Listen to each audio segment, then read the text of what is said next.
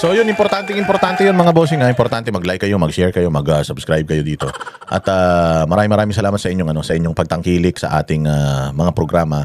Ayun nga, marami akong mga nabasa sa comment section ng ating nakaraang vlog na yung sinasabi ninyo na si Banat Bay, iba yung kanyang opinion, si Jay Guevara, iba kanyang opinion, si Jack, iba yung kanyang opinion. Ano yun, hindi naman kasi competition yan mga bossing, yung mga pagbibigay ng opinion ng mga banateros. At saka kung magkakaiba kami ng opinion mga boss, at least nakikita ninyo na kaming mga banateros, bagamat isa kaming grupo, para kaming magkakapatid, magkakaiba pa rin kami ng opinion. Maaring si Banat Bay, ganito yung opinion niya, si ganito yung opinion niya. Dito po sa Banateros, hindi po kami nag-uusap-usap kung anong i-content namin. Nagkakaparehas kami, maraming pagkakataon na nagkakaparehas kami ng mga isinishare sa Facebook, nagkakaparehas kami ng mga dinidiscuss kasi kami naman issue-based lang kami. Kung ano lang naman yung mga balita na nakikita namin na inilalabas ng mainstream media, kung alam natin nakatarantaduhan yan, kung alam natin na pambubuto niya, kagaguhan niyang content na yan, inaano natin yan, nire-reactionan natin yan. Ganun lang naman tayo, nagre-react tayo sa mga balitang inilalabas ng mainstream media. So, magkakaiba kami ng opinion, talagang magkakaiba. Hindi kami nag-uusap-usap na, oy, Boss Dada, ito ang posisyon mo ha. Ako, ito ang posisyon ko ha. Hindi yun ganun, hindi yun ganun. Bago ako mag-vlog kahapon, napanood ko yung vlog ni Banat Bay, and meron siyang nakikitang iba. Meron siyang ibang, kasi si Banat naman, independent ang isip niya. Meron siyang nakikitang ibang anggulo doon sa mga sitwasyon, doon sa interview kay Mayor Isko. Then ako din naman, meron din ako nakikitang ibang anggulo, and yung opinion ko is always mine. Banat Bay's opinion is always his. Meron siyang pinaguhugutan, meron din akong pinaguhugutan, and yun yung independent sa sa grupo ng Banateros, na even if we are a group, meron kaming autonomy, may kanya-kanya kaming mga posisyon at may kanya-kanya kaming mga opinion. And even if sometimes magkaiba yun, hindi yun hindi yung timbangan ng ito yung mas magaling, ito yung hindi. Ang tao na lang ang magde-decide whether kaninong opinion yung mas gusto nila.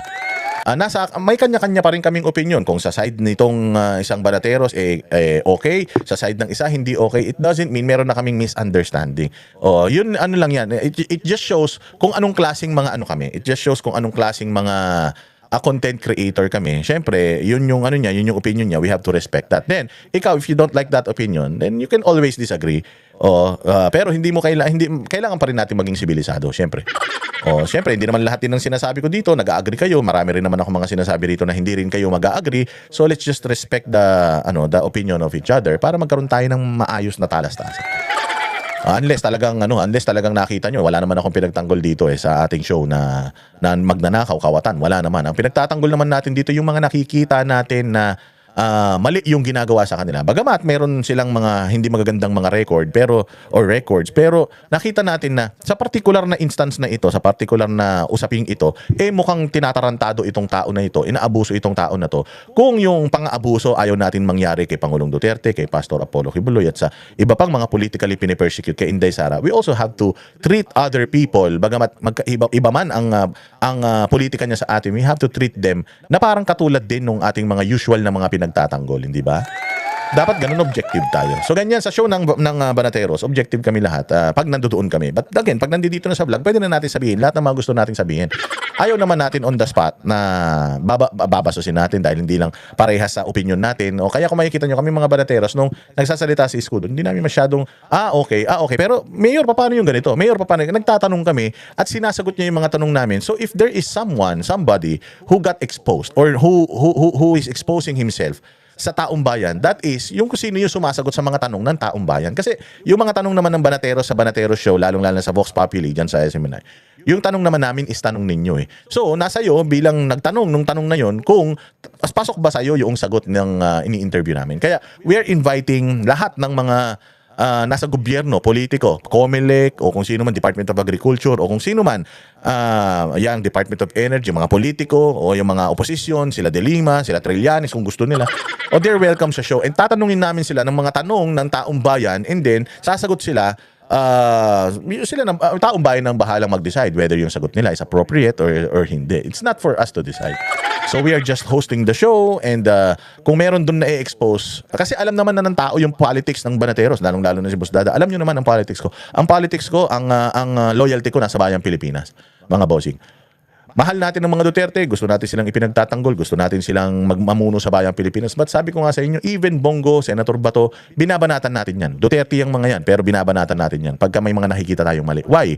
Kasi we are living up to yung ating motto na pagtama palakpakan, pagmali banatan. Dito sa channel natin, kung ano yung tama, doon lang tayo lagi. O kahit sino pa yan, kahit ano pa yan, kahit si Mayor Basti Duterte, kumpare natin yan. Kahit na siya, kung magkakamali siya, oo, ano ko yan, babanatan natin yan. Wala tayong patatawarin dito, kahit sino pa yan. O, ganyan din ang SMNI. Meron silang political leaning, pero yung paghahatid ng tamang balita, kailangan lagi pa rin lagi pa rin nangingibabaw yan bilang mainstream media. Kaya nga nandiyan kami. Pinili namin ang SMNI at pinili din kami ng SMNI dahil nakikita nila na ang Banateros talaga kung yung prinsipyo pinaninindigan. Panindigan natin ang ating mga prinsipyo, mga bossing. Huwag tayong maging katulad ng iba na para lang sa ikabubuti ng kanilang ekonomiya magbubulag-bulagan na sa mga nakikita sa sa palipaligid nila, di ba? O balibalita na tayo, mga bossing. Magbalibalita na tayo. O dito tayo muna sa sa bagong balitang ito, yung pinakakalat nila. O yung pinakakalat nila na ipinasosoli daw ng COA yung bilyong-bilyong halaga ng pera. O ilang araw bago yung hearing, yung pa-second paninirang puri kay Inday Sara dyan sa Kongreso, naglabas ang COA ng desisyon na dinidecline niya yung appeal ng Office of the Vice President patungkol sa confidential funds. Kasi hindi talaga pumutok yung Madriaga nila, mga bossing. Yung Madriaga issue nila talagang supot Hindi ko nga alam kasi bakit nilagay pa nila yan dyan. Ang isa lang talagang paliwanag bakit sinalang pa rin nila si Madriaga is whatever Madriaga is gonna say, whether it's gonna explode sa mukha niya or not, nakapanira na siya ng puri. Nasira niya na yung pangalan ni Inday Sara at saka ni Pangulong Duterte. Nasira niya na ng konti. Kumbaga, nakasugat siya ng bahagya sa reputasyon ni Inday Sara. Naniwala ba ang mga tao? Hindi. Bakit? Kasi ang taong nagsisinungaling, ang taong sinungaling, mga bossing, kahit gaano ka kagaling magsinungaling, maniwala ka. Dahil nagsisinungaling ka, dahil hindi ka nagsasabi ng totoo, makikita kung anong katarantaduang ginagawa mo. Mabibisto ka, mga bossing, dahil nagsisinungaling ka nga Pero kapag ikaw ay nagsasabi ng totoo, kapag ikaw ay talagang hayag ang iyong pagiging mabuting loob, mabuting puso, maniwala ka kahit anong sira ng tao sa paligid mo. Hindi ka talaga maaapektuhan. Katulad ni Inday Sara, kaliwat kanan since 2022 up to now. Binabanatan na si Inday Sara. Nasisira ba si Inday Sara? Hindi. Palakas pa ng palakas. Mas lalo siyang minamahal ng bayang Pilipino. Sabi ko nga, bobo talaga itong Dilawan, itong Pulahan. Dito sa Pilipinas, kung hindi ba mahilig tayo sa action movie na yung bida laging ginugulpi sa una. Tapos gigil tayo kasi ginugulpi siya ng ginugulpi hanggang sa pagdating ng panahon na pwede na siyang maghiganti, di ba? Pagdating sa dulo, lagi pa rin yung bida ang nananalo, di ba? Hindi nila gets yun na pag nakikita ng tao na masyado mong inaapi yung isang tao na wala namang ginagawang masama, gigil ang mga Pilipino. Ginagawa pa rin nila.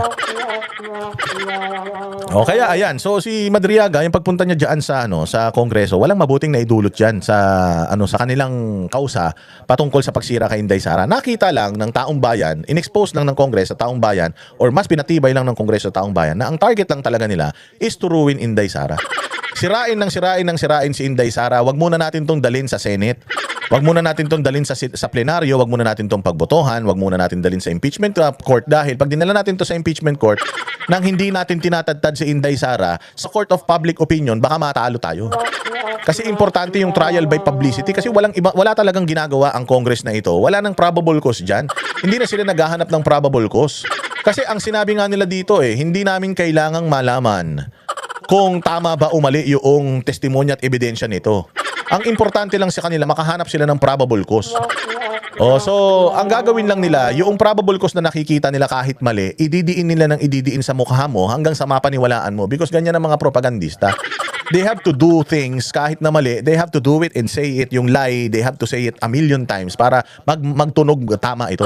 Sabi nga nila, it doesn't have to be true. It just has to sound like it. Hindi kailangan maging totoo yung isang bagay. Kailangan lang niyang maging mukhang totoo. And paano magiging mukhang totoo yung isang bagay kapag paulit-ulit nilang ibinabalita yan. Kaya nga sabi ko nga sa inyo dito sa TV5, paulit-ulit, araw-araw ginigis nila yung Terry Ridon. Bakit? Kasi gusto nila na si Terry Ridon maging tama. And in order for them to make Terry Ridon look credible, araw-araw nilang pagsasalitain yan. Paulit-ulit, kahit nabobo na siya, Kahit natangan-tanga yung tao sa kanya, paulit-ulit pa rin nila yan nagagawin. Hanggang sa mabuisit na yung tao, maniwala na lang sa kanya. Kaya tayo bilang mga Pilipino, hindi natin yan nahayaan mangyari. O so sa top 10, pangsyam si Inday Sara, yung Office of the Vice President, pangsyam, tapos ang issue lang niya confidential funds. Hindi katulad nung iba na allowances, procurement, intel funds, hindi yun ganun. Sabi nga dito, ha, mga bossing, na iba-iba ang gravity, ang issues. Most cases nakalagay dito, ha, most cases, allowances, bonuses, procurement issues, confidential funds, documentation problems. Hindi yun ibig sabihin or technical violations, procedural lapses, policy interpretation issues. Yun lang po. Hindi siya ibig sabihin na kapag may notice of disallowance, ninakaw mo na.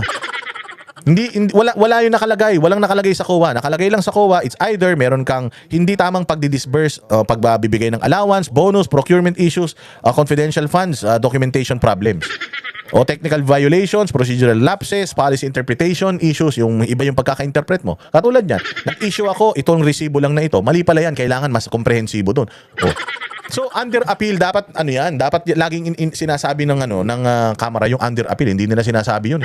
Basta ang sinasabi lang nila isoli para mapaniwala ang taong bayan na si Inday Sara magdanakaw talaga. Pero walang sinabi ang COA na nagnakaw si Inday. At ang legal remedy diyan is i-appeal mo yan sa korte. Because kung hindi ka nakakuha ng tamang sagot sa COA at nakalagay naman na mas makapangyarihan ang korte kaysa sa COA, dapat gamitin mo 'yun, di ba? At kung halimbawa meron akong appeal, o halimbawa meron siyang 60 days na appeal, na pwede pa siya mag-appeal, o di pwede mong ilagay doon still under appeal. Bakit mo i-issue na kailangan isoli na nila kagad yung pera? And again, pag sinoli ko yung pera na yun, ibig sabihin, tinanggap ko na yan. O, ganun yan. Pakinggan natin itong balitang ito, mga boss. May binababalik na pera na naman ang Commission on Audit kay Vice President Sara Duterte. 375 million pesos ang dapat isauli ng bise at mga sangkot na opisyal sa maling paggamit ng confidential funds noong 2023. Bukod pa ito sa 73.2 million pesos na naunang pinasasauli ng COA para sa 2022. Ang galing, hindi ba? Inilabas nila yung bagong pinasosoli nila inline para doon sa Congress. Para doon sa susunod na hearing sa mga susunod na araw. Kasi nga, sabi ko nga sa inyo, sumablay yung kay Madriaga. So kailangan nila makakita ng mas matibay na may ibabato kay Inday Sara. Kaya ito yung dapat nating sasabihin sa tuwing inilalabas ng balitang ito. Na under appeal po yan. Hindi po ibig sabihin yan final and executory na yan. Hindi po. Hindi lang nila na-satisfy yung COA, kaya naglabas ang COA ng desisyon na isoli yung pera. Pero hindi yan ibig sabihin kailangan mo na talagang isoli, kasi meron pa nga siyang legal remedy, which is magsisik ka ng audience sa mga korte para maipaliwanag mo yung side mo, kasi sabi ko nga sa inyo, merong mga batas sa Pilipinas. Lahat ng batas sa Pilipinas, walang ibang pwedeng mag-interpret kung hindi ang mga korte. Yun ang trabaho ng korte. Ngayon, kung ang Commission on Audit, yung pagtingin niya sa batas na ito, sa tingin mo, mali yung interpretasyon ng Commission on Audit sa batas na ito, kailangan mong tumakbo sa korte, kailangan tumakbo sa mga huwes, kailangan mong tumakbo sa Supreme Court, kasi sila yung pinaka dapat nag-i-interpret ng batas. So, kini-question mo yung COA pagdating sa kanilang pag-i-issue nito. Ito ang argumento mo. Ang COA magbibigay din ng kanilang argumento. And ang Supreme Court ang magsisilbing arbiter ng mga argumento na yan, whether sino ba talaga ang totoo. Ang pinaka huling-huli na magdidesisyon dyan is Korte Suprema. Pag sinabi ng Korte Suprema na hindi magsusoli si Inday, tama yung interpretasyon ni Inday, COA mali yung interpretasyon nyo, i-ekis ng COA yan. Walang magagawa ang COA dun. Ganun po yon, mga bossing. Ngayon, ang pinalalabas kasi nila dito, nag-issue ang COA na isole, ibig sabihin, kailangan ng isole ni Inday Sara. Hindi po. Korte po ang magsasabi. Kung sila Inday Sara nagnakaw sila at gusto nilang isole talaga yan, pwede na nilang isole ngayon. Pwede na nilang isole. Pero, meron pang legal na paraan para i-questionin itong solusyon. Itong desisyon ng COA. Ano yun? Tumakbo tayo sa Suprema, Korte Suprema, para malaman natin kung tama ba, kung si Commission on Audit ba, hindi sila sumobra sa kanilang mandato. Kung si Commission on Audit ba ay tumalima sa kanilang mga bylaws. Ganun yun. So, meron pang legal remedy. Therefore, hindi dapat sinasabi ng COA na kailangan ng na ito tapos na, final and executory na ito. Hindi po. Sinasabi lang ng COA dito na hindi na dinideny namin, dinidecline namin yung inyong sagot sa aming mga notice of disallowances. Ang susunod na step is isoli yung pera. Yun yung kung hindi na sila magkakaintindihan, kung hindi na mag-a-appeal, isoli yung pera. Pero dapat na bang isoli yung pera? Oh, hindi pa kasi nga isosoli lang yung pera na yan kapag magiging final and executory lang yung pagsosoli ng pera kapag yun din ang desisyon ng Korte Suprema. Oh, di ba? O ngayon pinutol na nila doon sa kailangang isoli yung pera. Pinutol na nila doon, hindi na nila inexplain yung mga procedure after that. Ibig sabihin, propaganda yan. Ibig sabihin, pinaniniwala nila yung tao na may problema talaga si Inday Sara sa pagdi-disburse ng confidential funds. Maaring sa COA na pwedeng impluwensyahan ng gobyerno, pwedeng yun ang gusto nilang palabasin, pero ang magdidesisyon po dyan mga kababayan, korte. Pwede pa yan i-appeal sa korte at korte ang magsasabi whether si Inday Sara isosoli yung pera na yan o hindi, yung OVP isosoli yung pera na yan o hindi. Kasi nga, marami na inisyuhan ang COA ng mga ganito na hanggang ngayon hindi pa po na isosoli yung pera. Isang halimbawa si Pinoy. Si President Noynoy Aquino, namatay na lang siya. Hanggang ngayon pag tiningnan mo yung pera na ipinapasoli sa kanya sa opisina niya, makikita mo doon naka-under appeal pa yun. Ilang taon na ang nakakalipas, naka-under appeal pa rin yun. Ilang taon na? 12 years ago na yun. Hanggang ngayon, naka-appeal pa din yun. O bakit itong kay Inday Sara nilalabas natin ngayon? Yung mga congressman na yan, sila De Lima, sila Jokno, bakit hindi nyo singilin yung mga dilawang kalahi ninyo tungkol sa notice of disallowance? Bakit kay Inday Sara, kagat tayo ng kagat? Ngayon, notice of disallowance, si Inday Sara lang ba ang may notice of disallowance? Nakalagay dito, mga bossing, sa top 10, pang-siyam siya. Sa top 10 na may issue ngayon sa notice of disallowance, ang PNP meron, ang Department of Agriculture, lahat ng sangay niya meron, National Irrigation, National Housing, PhilHealth, lahat meron. Bakit hindi natin pinag-uusapan yun? Bakit si Inday lang? Kasi nga ang layunin netong hearing na ito, ang layunin nito talagang sirain lang at siraan lang si Inday Sara. Yun ang pinakamasaklap sa lahat. Hindi ba mga bossing? Kaya hindi tayo hihinto, kahit paulit-ulit di tayo hihinto. Funds. Ayon sa COA, may 4 na paglabag ang OVP. Una ay ang pag-utos umano ni VP Sara kay OVP Special Disbursing Officer Gina Acosta na ibigay ang confi funds o pera kay Colonel Raymond Dante Lachica. So, ninakaw yung pera? Hindi. Ninakaw ba yung pera? Hindi. Yung pera, ibinabigay sa isang personalidad. Hindi ba? Presidential Security and Protection Group o VP-SPG. Base ito sa naging pagdinig ng House Good Government Committee. Sa ilalim ng Joint Circular No. 2015-01, hindi maaaring ilipat sa hindi otorisadong opisyal ang paghawak o yun yung sinabi, hindi daw dapat ilipat sa hindi otorisadong opisyal. Ninakaw yung pera? Hindi. Mali yung pagkaka-transfer ng pera. Pero ninakaw yung pera? Hindi. Yung Congress is making it appear or making it look like Inday Sara stole the money. Ano pa? disburse ng confidential funds. Pangalawa, hindi nag-comply o naipasa ng maayos ng OVP ang mga hinihinging dokumento para sagutin ang mga pinuna sa audit observation. Hindi naipasa ng maayos. May ipinasa? Meron. Hindi naipasa ng maayos. May ipinasa? Meron. Sufficient? Hindi. Ninakaw yung pera? Hindi rin. Why? Kasi kung ninakaw yung pera, wala talagang ipinasa yan na kahit na ano. Katulad sana yan ng MOOE ng mga congressman na certification by liquidation by certification lang. Ito may ipinasa Sufficient? Hindi. Kung para sa grupo ni Inday, sufficient. Para sa COA, hindi. Sino magre-referee sa kanila? Ang magre-referee sa kanila, Supreme Court. Supreme Court. So, final and executory, itong report ng COA, hindi. Supreme Court will decide whether final or tama itong desisyon ng COA. Di ba? Yun yung pinupunto natin dito Pinakikita nila na ninakaw ni Inday ito. Pero ayon mismo dito sa kanilang mga findings at COA findings, meron lang kulang.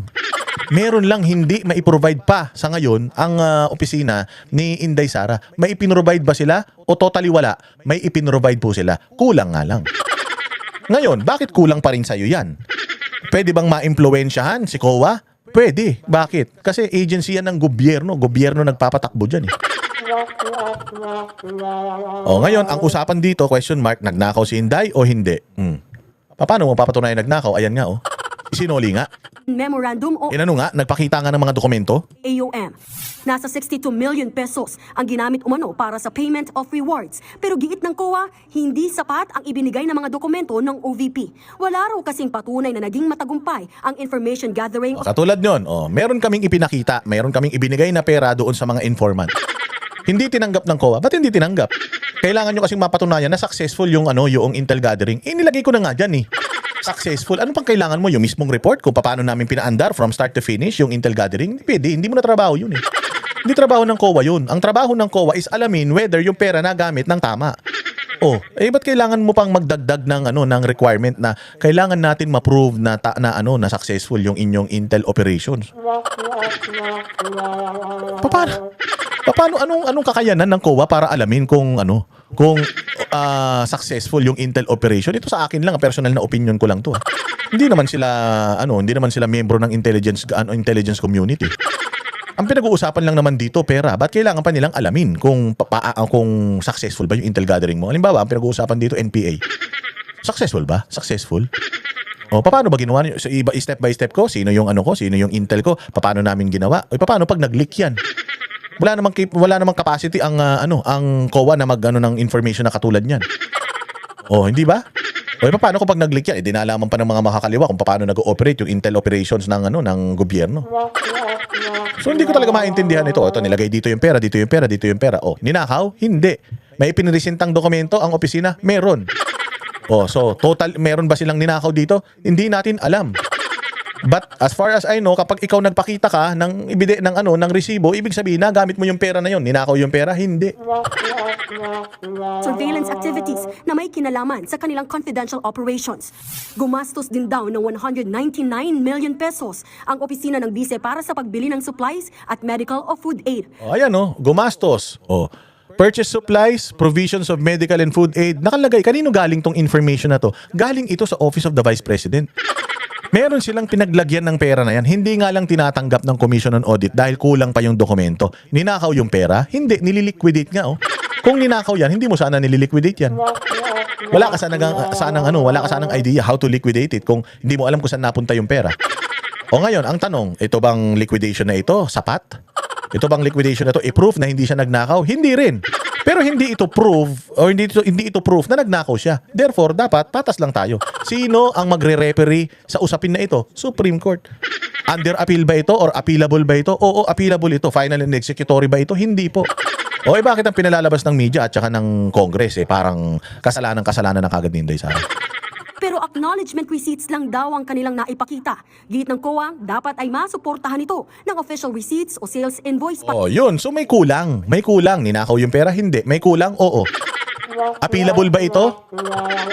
Appealable ba ito? Oo. Bakit parang pinalalabas na nila ninakaw yung pera? Para matiyak na valid ang pagbili.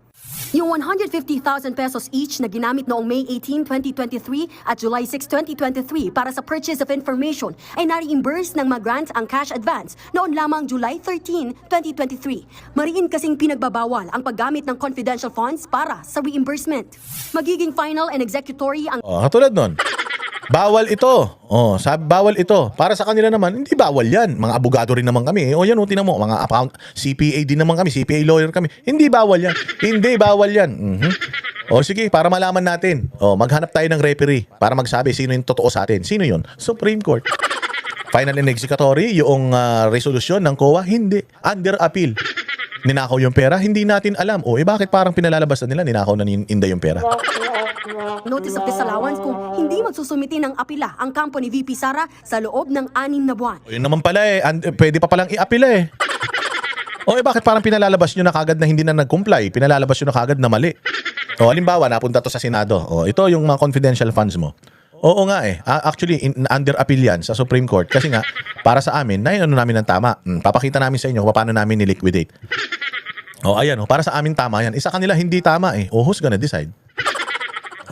COA ang magfa-flag. But who's gonna decide kung yung decision ba ng COA tama o hindi? It's always the Supreme Court. So may impeach na ba si Inday dahil dito? Hindi nga na-impeach si Noynoy May pinababalik din ang COA kay Noynoy. Hindi nga hanggang ngayon, 12 years na, hindi pa ibinabalik. Hindi nga na-impeach si Noynoy. Gets ninyo? So pinalalabas nila dito nagnakaw si Inday Sara pero hindi naman talaga nagnakaw si Inday Sara. Oh, yan ngayon ang mga matinding pag-uusapan pa. Ibig sabihin, posibleng umabot sa 448 million pesos ang dapat isauli ni VP Sara. At Posibleng umabot. Tingnan mo yung wording sa posibleng umabot sa 400 plus million. Yung dapat isoli ni Sara. Final na ba yun? Yung dapat niyang isoli? Hindi pa ba siya under appeal? Yung nire-request na isoli kung hindi maipo-provide lahat ng mga tamang dokumento. Yun dapat ang proper wording. Pero dito sa balita, sinasabi nila, ang dapat isoli. Sinusoli na, pinapasoli na. Siyempre ikaw, kung mangmang ka na Pilipino, pinapasoli na pala, ba't hindi pa isoli?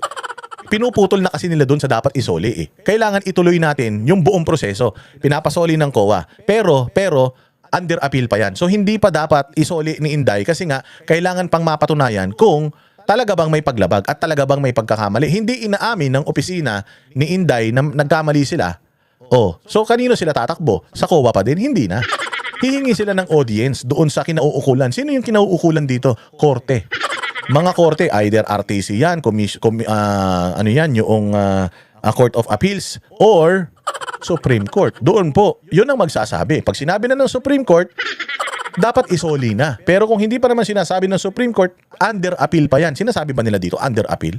Sinasabi na nila dito, dapat isoli ni Inday. Dapat. So parang final and executory na. Kaya mag-iingat tayo mga bossing sa mga napapanood natin sa media dahil ganito katarantado ang mainstream media eh. Ginagago nila yung balita, hindi nila kinukumpleto para mas maintindihan ng tao. Iniiwan lang nila doon sa sa naratibo na kailangan isoli ni Inday Sara pero hindi nila pinapaliwanag na hindi pa naman yun final and executory. Ganyang kagago ang mainstream media at tayo paulit-ulit nating i-expose yan. mga sangkot, tingin ng House Committee on Justice, sinusuportahan ng desisyong ito ng COA ang aligasyon ng maling paggamit ng confi funds. Maling paggamit pero hindi ninakaw. Klaro ha, maling ginamit pero hindi pag ninakaw. Kasi parang pinalalabas nila ninakaw na pag tinanong mo yung yung kulot na si Ko, yung makabayan, pag tinanong mo, nasaan dinala yung pera? Gago. Ayan na nga, pinapakita na kung nasaan dinala yung pera na hinahanap mo pa. Mali lang yung pagkaka-liquidate pero nakalagay dyan, in-itemize ng Office of the Vice President kung paano nila ginamit yung pera.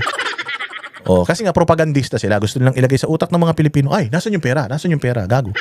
VP Sara, So, in as far as the COA is concerned, ang position ng COA still is the rules under the Joint Circular number 2015. Ang pangit na nito. Kulubot na to. Tayo na, ganyan ang nangyayari kapag puro kasamaan ang ginagawa mo sa bayan mo eh. Dash 01 was violated as well. And I believe that these are significant, at least for the purpose of determination of probable cause. Yun naman pala eh. Determination of probable cause. Ito na naman. O di padalhin na natin yan sa Senado. Yun naman ang nire-request natin para magkaalaman na. Putang ina yan, dapat ba talagang ma-impeach si Inday o hindi? Probable cause kayo ng probable cause. Lagi kayo nagpapa-interview, may probable cause na. Uy, bakit hindi nyo pa ina-actionan? Ba't kailangan pa mag-hearing-hearing? Kasi nga sinisiraan lang si Inday Sara dyan. So, ito pa, si Dila. Ang dila nito, maikli lang. Ganito lang, kita mo. Parang bubuli. Oh, putang ina, ikli-ikli na ng dila mo. Sinungaling ka pa. O, anong sasabihin na naman nito ni Kokey? Ito po ang bagong notice of disallowance po na ito ay magagamit bilang pagpapalakas sa kaso po ng ating pong impeachment case laban kay Vice President Sara Duterte on betrayal of public trust over confidential funds misuse. O, yun naman pala eh. Dali na natin yan sa Senado. Para magkaalaman na. O kasi kayo lang nagpo-propaganda eh. Hindi kasi sasagot sila Inday Sara kahit na anong paninira nitong mga to, hindi sila sasagot kasi nga meron silang plano. Ang plano nila is sumagot sa tamang forum which is yung impeachment court. And the reason why, alam ng mga ito na mahina yung kaso nila kaya hindi pa nila dinadala yan sa impeachment court kasi alam nila 3 years nang nakapaganda yung mga abogado ni Inday Sara dyan. May malulupit silang pangbangga sa lahat ng mga akusasyon ng mga punyetang ito. Naghahanap pa lang sila ng additional na mga ipupukol. Ang grupo ni Inday Sara, ready na sila. Putsang ina, taing-tain na nga sila. Let's go! Let's get it on. Ayaw pa rin nilang dalin doon. Kasi nga, ang gusto nilang mangyari, alam nila malulusaw yan doon eh. Ang gusto nilang mangyari, dito pa lang makapuntos na sila. Masiraan na nila si Inday Sara kasi gusto lang naman nila hindi manalo si Inday Sara sa 2028 eh. Which is alam natin, malabo mangyari yun. Kaya, yan ang ginagawa nila. Sa isang pahayag, sinabi ng OVP na hindi pa nito natatanggap ang desisyon ng COA kaugnay ng 2022 confidential funds ng ahensya na lumabas sa pagdinig sa Kamara, kaya hindi pa raw sila makapagkokomento kaugnay nito. Samantala, handa raw silang gawin ang lahat ng naaayong hakbang kaugnay sa inisyong notice of disallowance sa 2023 confidential funds. Nagbabalik So sumagot ang gusto kasi talaga nila sumagot si Inday. Para malaman nila ano ba kasing bara hawak nito, naka ano ba to, naka kwadro alas ba to? Pero sabi nila Inday, hindi pa kasi namin natatanggap eh. So hindi pa namin masasagot 'yan. Sasagutin na lang namin 'yan kapag nasa tamang forum na. Doon sila inis na inis. Kasi hindi nila masukol si Inday Sara. Doon sila gigil na gigil. Papaano ba naman sablay na sablay mga bossing? Yung sablay na sablay mga bossing yung argumento nila. Yung madriyagang ginamit nila sablay na sablay. Kaya kailangan nila maglagay sa utak ng tao ng mga bagong naratibo. Kami ang boses ng masa, hindi natatakot. Katotohanan lang, di kami nalulunod. Walang bahid ng sismis, lahat ay totoo. Kahit sino ka pa, pag mali ka babanatan ka. Walang pinipili kulay, wala kaming kinikilingan. Basta para sa bayan, kami lalaban. Pag tama palapakan, pag mali banatan. Di matitinag, di matatakot, para sa bayan tuloy ang sigaw. Sa harap ng kamera, walang halong takot. Mga baluktot, lahat kayo'y tutumba.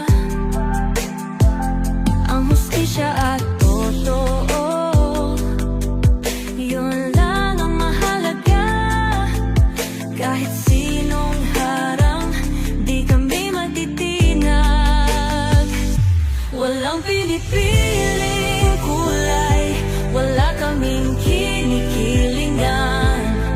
Basta para sa bayan, kami lalaban.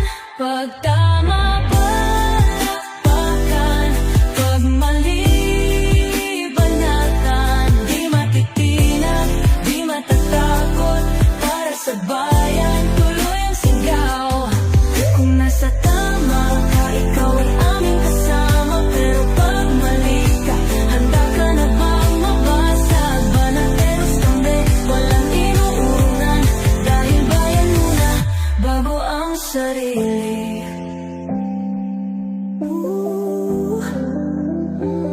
Bago ang sarili.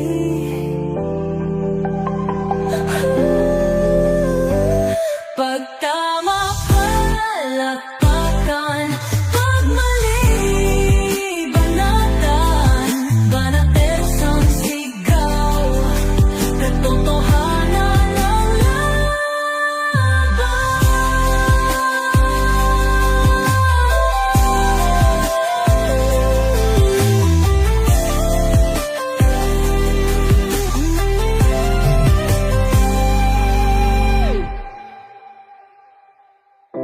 sa harap ng kamera, wala